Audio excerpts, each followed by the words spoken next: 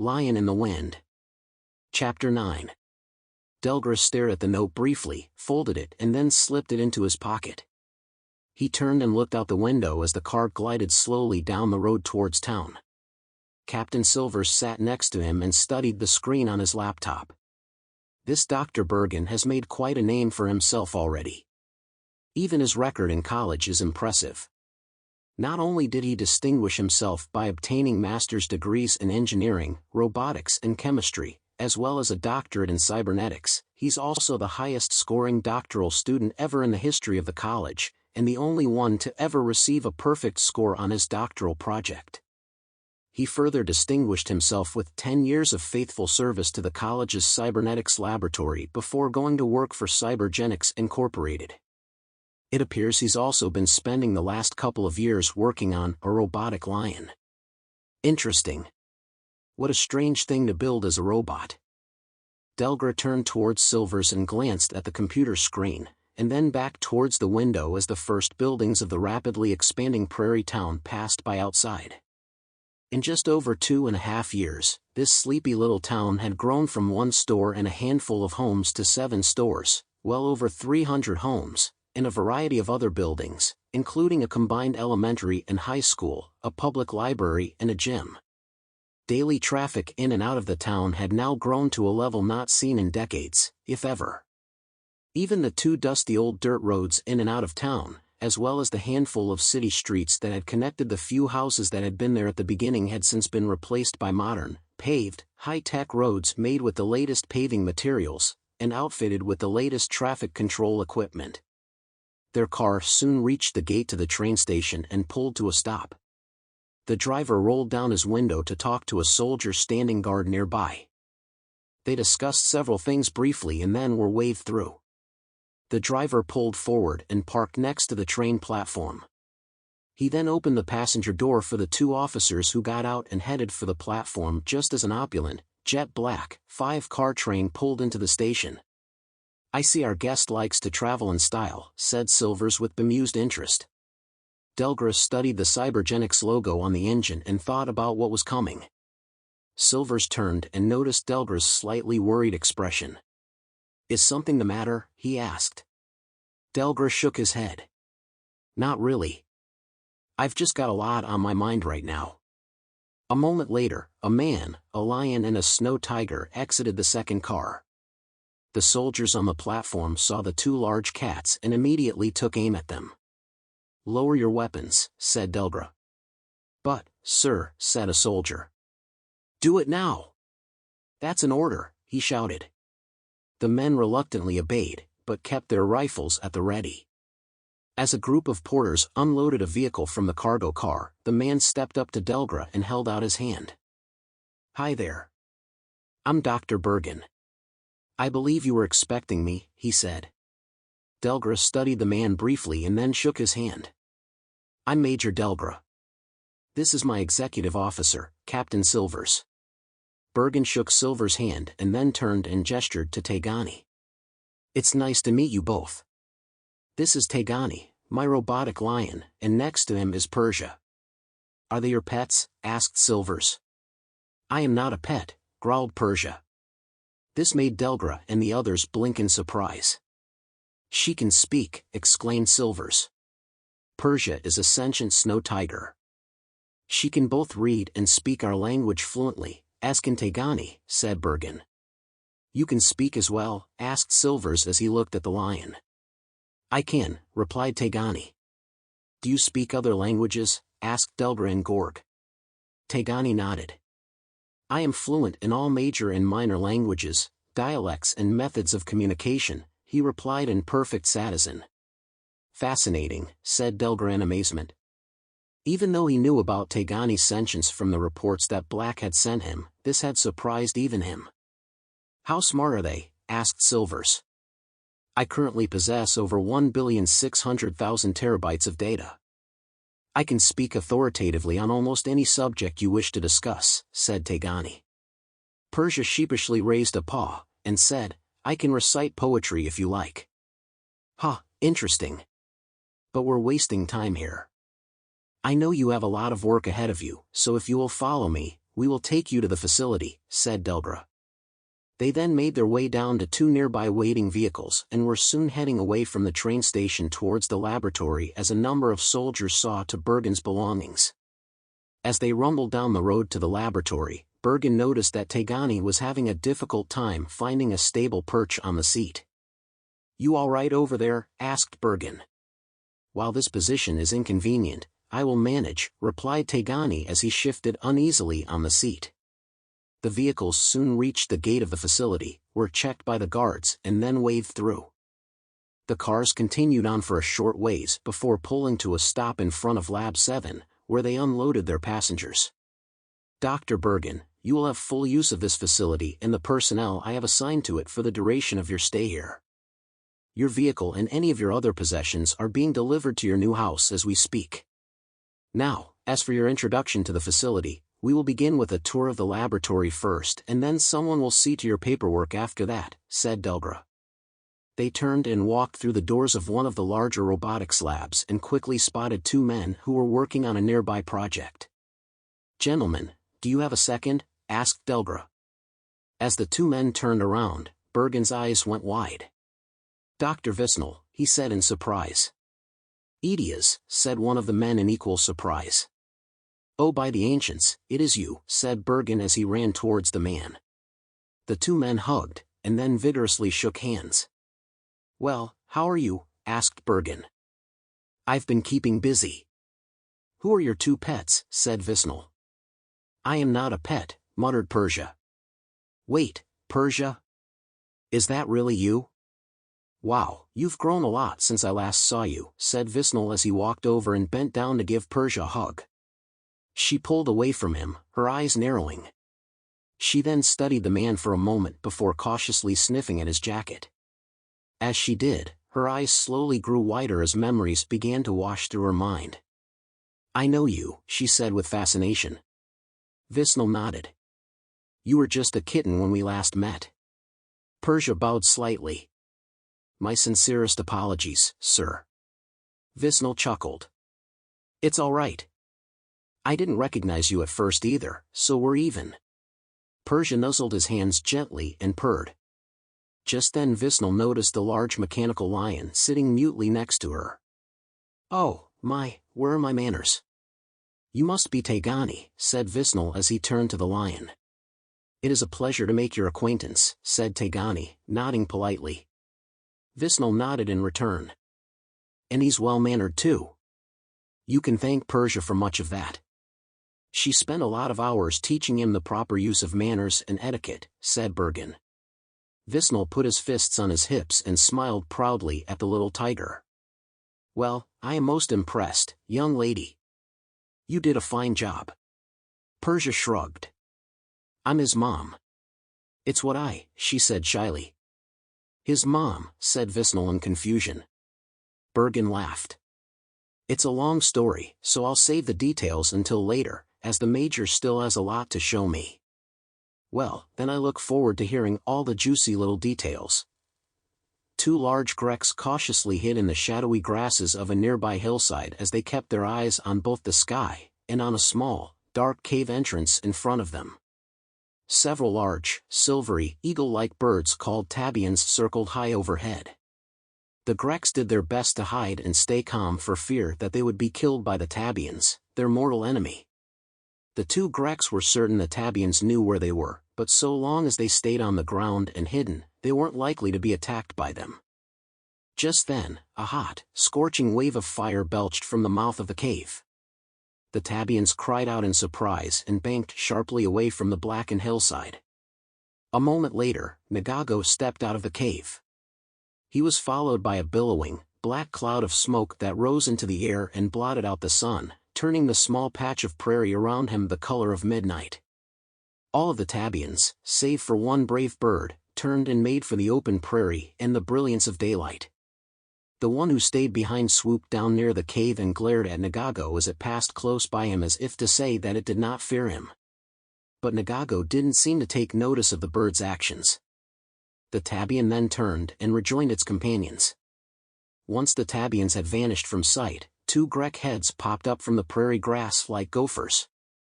Nagago looked down at them in disgust and growled angrily. One of them looked back at him and scowled. Hey, don't get fussy with me.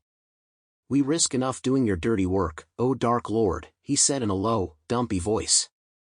Nagago thrust out his hand at the Grek as if to strike it down, but paused when the second Grek raised its wings in a gesture of surrender. Wait, my lord. We have important news for you, it cried. Nagago eyed the second Grek and then lowered his hand. Mercy wasn't something Nagago showed to anyone. However, if there was a chance to further his agenda, he would overlook even the grossest insubordination. At least for now.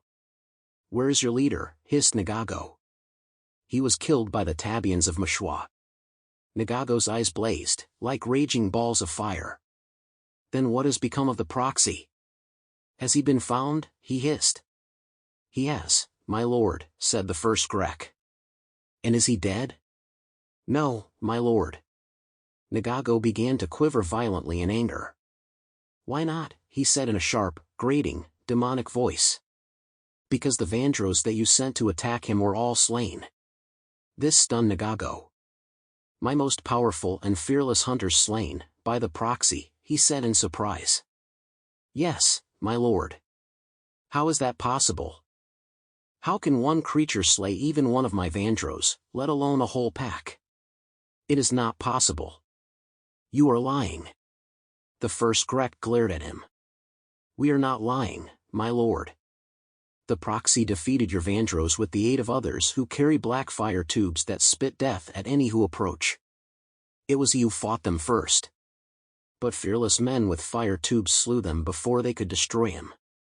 Nagago was surprised at this and took several moments to contemplate this new development. This series of events is unfortunate. But that does not change the fact that he must die. Summon the remainder of my Vandros horde. If a few cannot kill him, then perhaps a few thousand will. The first Grek held up his wings in a gesture to halt. I would not advise that, my lord. Why? Growled Nagago. Because there is a war coming, one in which the proxy is to be used as a weapon. So it would best suit us if we simply stepped back and let this coming war do our work for us. Nagago rubbed his bony, shriveled hands together as he contemplated this. He knew of the pending war between the Yigzin and the Gorg, as he was the one who'd started it. But he hadn't, as yet, considered using it to destroy the proxy. A thin, devilish grin stitched itself across his face. He pointed at one of the Greks, and said, Very well. We will leave his death in the hands of fate. Until then, summon me a Vandros. I have work for him to do. Yes, my lord. Delgra called the small 15-man squad before him to attention, and then carefully examined each man's equipment. Satisfied with their readiness, he stepped back and studied the group with muted interest. Gentlemen, good morning. I want to say that your training over the past several weeks has gone well. You now think as one, act as one and move with a surety that would make any commander proud.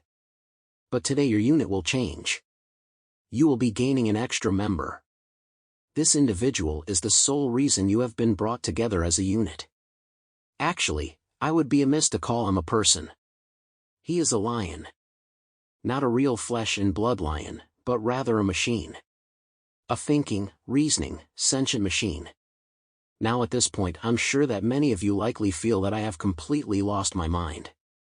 I can assure you that I have not. Contrary to popular belief, such a thing does exist, and he will be serving alongside you in the upcoming war. He turned to his right and motioned for Dr. Bergen and Tegani to approach. He then patted Tegani on the head as the lion sat down next to him. Gentlemen, this is Tegani, the lion I told you about.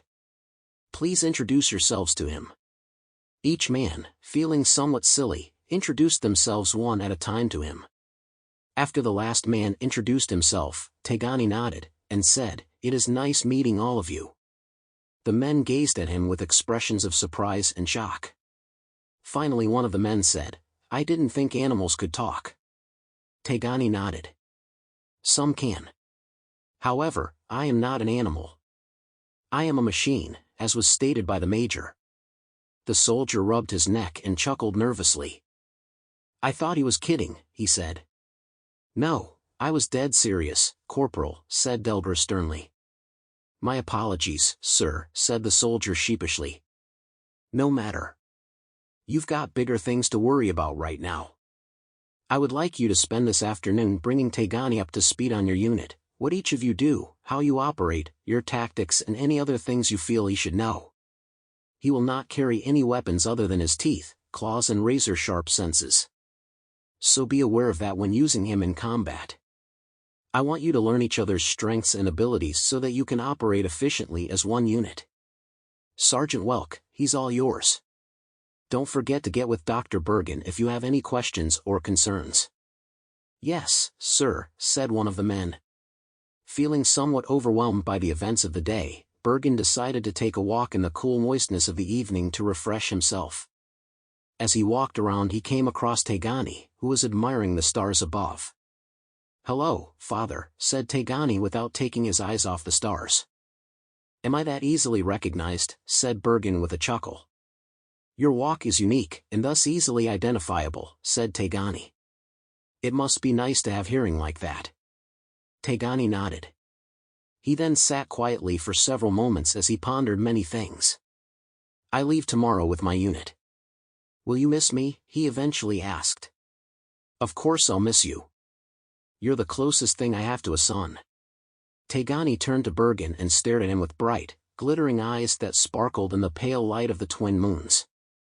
If I do not return, will you grieve for me? He asked. Bergen cocked an eyebrow. You sound worried. That's not like you. Tegani looked back at the stars.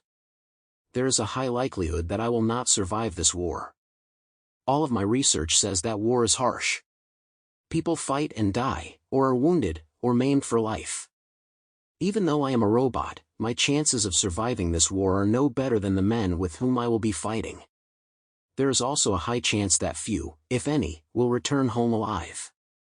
Bergen sat down next to Tegani and put his arm around him, pulling the lion in close to himself until he could hear the quiet whir of the robot's inner workings. Tegani, you are very precious to your mother and I. We believe in you and know that you will do just fine out there. Whatever happens, we will be proud of you. Tegani glanced slightly at Bergen. But what if I die? What will happen to you? He asked. Bergen sighed. You will be greatly missed. However, we will not be without help. Tegani cocked his head curiously. What do you mean? He asked. Well, you know those boxes of parts that are on the lab tables? Tegani nodded and then perked up slightly. You're building more lions like myself, he said in surprise. Bergen smiled. I am. I just got the order from the General Secretary today. He's seen your progress reports and is so impressed that he wants me to build a newer, more advanced version of you. So I'll be working on them while you're gone. Then I will soon have siblings, said Tegani, a hint of excitement in his voice. Bergen laughed. Yes, you will. What are their names? Honestly, I haven't even considered that yet. I still have to assemble and program them. Tegani nodded in understanding, but said nothing. Just then he perked up as a message came across the radio for him. Bergen noticed this as well. Is it time? He asked, half knowing the answer. It is. I must be going, replied Tegani. Bergen leaned over and gave Tegani a great big hug. You take care of yourself and come back to us in one piece. All right? Tegani gently wrapped an arm around Bergen and said, I will make every effort to do so. A courier on a motorcycle rumbled through the darkness of the night and rolled to a stop near the front gate of the facility. The guards looked suspiciously at him and then at his pouch as he reached inside for something. What is your purpose here, courier? Said one of the guards. The courier pulled an envelope out of his satchel and handed it to the guard. Please see to it that this message reaches Major Delgra.